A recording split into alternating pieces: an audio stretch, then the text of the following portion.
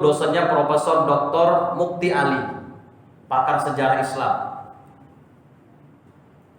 Beliau membagi, kayaknya di sini pun udah berulang saya sampaikan. Beliau membagi tingkatan rumah itu menjadi tiga. Paling tinggi rumah disebut dar. Paling rendah, yang kedua di bawahnya disebut baitun. Yang ketiga paling rendah rumah itu disebut manzilun. Rumah disebut dar. Ini kualitas terbaik Pak, nomor 1, paling tinggi.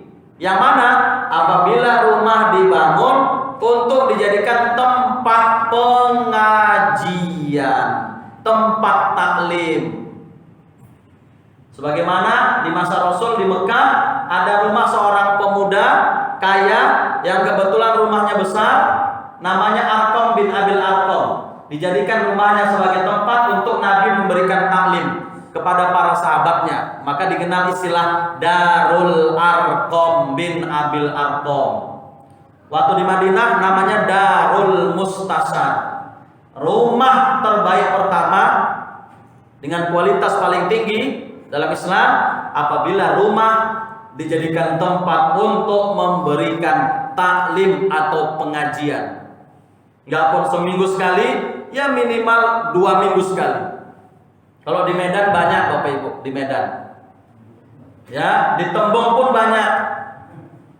Nah, termasuk di rumah guru-guru kita langsung. Nah, dulu tuan gurunya Tuan Guru Usman bin Tusin. Nah, di rumah beliau, meninggal beliau dilanjutkan sama murid-muridnya Tuan Abdul Halim sampai sekarang di rumahnya. Bahkan tradisi pengajian di sana, kalau udah habis ngaji, Bu, makan.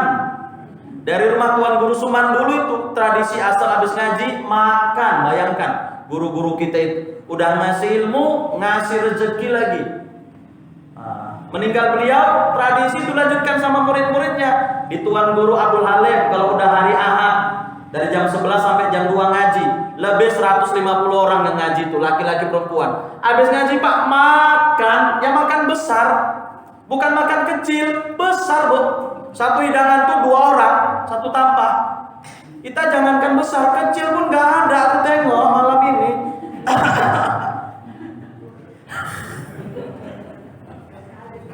Nah, kemudian di rumah almarhum Ustadz Alamsah, waktu beliau masih hidup, dahsyat betul. Habisnya almarhum Ustadz Alamsah, waktu beliau masih hidup, dahsyat betul. Habis ngaji, makan.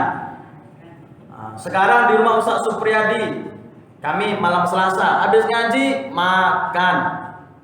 Nah, saya pangkat di bawahnya lagi. Di rumah saya pun sekarang ada pengajian malam Jumat jam 10 malam. Ya habis ngaji ngejek kali Bapak. Makan itulah. Kalau nggak percaya Bapak datang ke rumah. Ya. Betul Pak. Itu luar biasa. Ustadz Muhtar Arifin di rumah beliau hari Ahad jam 10. Jam 10 sampai zuhur. Dulu waktu itu di rumah Ustadz Mas'ud. Nah ini, maka Bapak Ibu, jika ingin mendapatkan derajat rumah paling tinggi, ya jadikan rumah Bapak Ibu untuk tempat taklim. Ustadz, aku pun di rumah tempat ngaji juga. Kapan? 2 tahun sekali. Pas giliran wirid, nah itu nggak masuk lah, nggak masuk hitungan. Ini yang rutin lah, ya minimal 2 minggu sekali, minimal, atau paling tidak sebulan sekali pun jadi. Tapi yang penting rutin. Itu kualitas rumah terbaik pertama Bapak Ibu, namanya darun. Yang kedua disebut baitun, ini di bawahnya, yaitu rumah yang dibangun untuk tempat beribadah kepada Allah. Memang nggak dibuat tempat taklim, tapi penghuni rumahnya rajin beribadah. Ya terutama bagi kaum laki-laki, rumah itu dijadikan tempat memperbanyak sholat-sholat sunat. Rumah itu sering dibacakan Quran di dalamnya. Itu kan hak rumah itu Pak. Hak rumah agar diperbanyak sholat-sholat sunnah. Kalau sholat wajib kan laki-laki kan di masjid kan rata-rata. Kemudian hak rumah apa? Dijadikan tempat untuk dibacakan Quran. Iqra'ul Qur'ana fi buyutikum. Bacalah Quran selalu di rumahmu.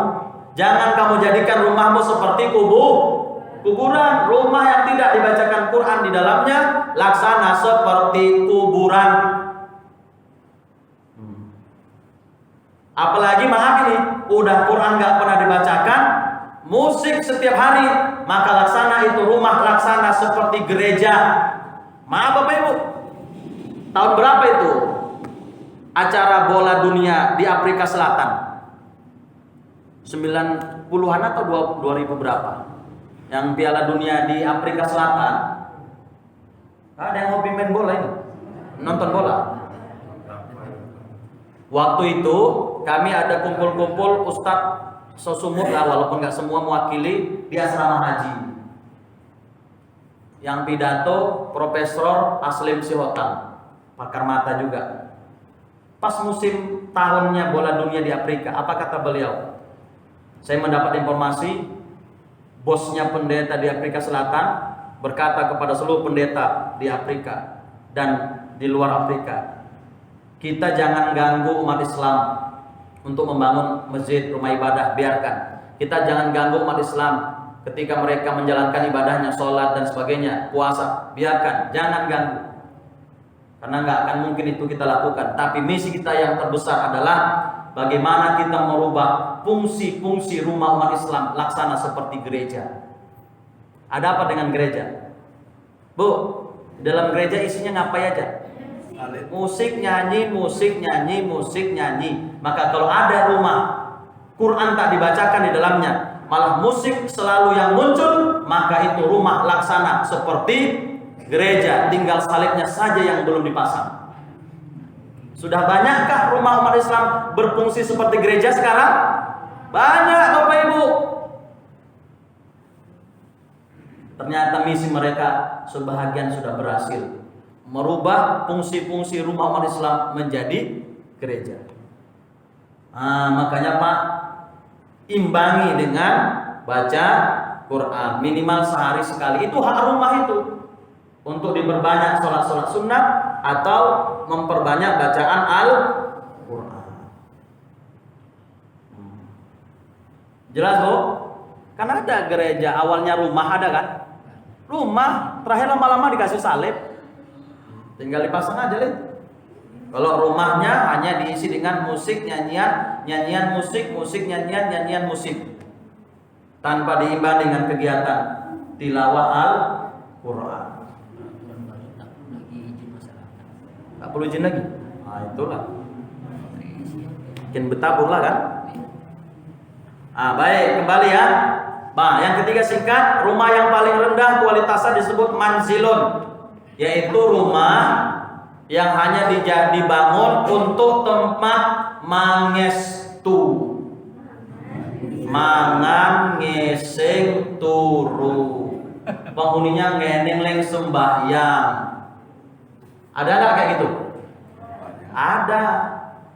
Penghuninya ngeneng sembahyang, rumahnya hanya tempat mangan ngeseng turu. Maaf, itu hakikatnya sama kayak kandang kambing, kandang ayam, kandang bebek, cuman beda besarnya saja, kualitasnya sama. Betapa rendahnya rumah seperti itu. Nauzubillah summa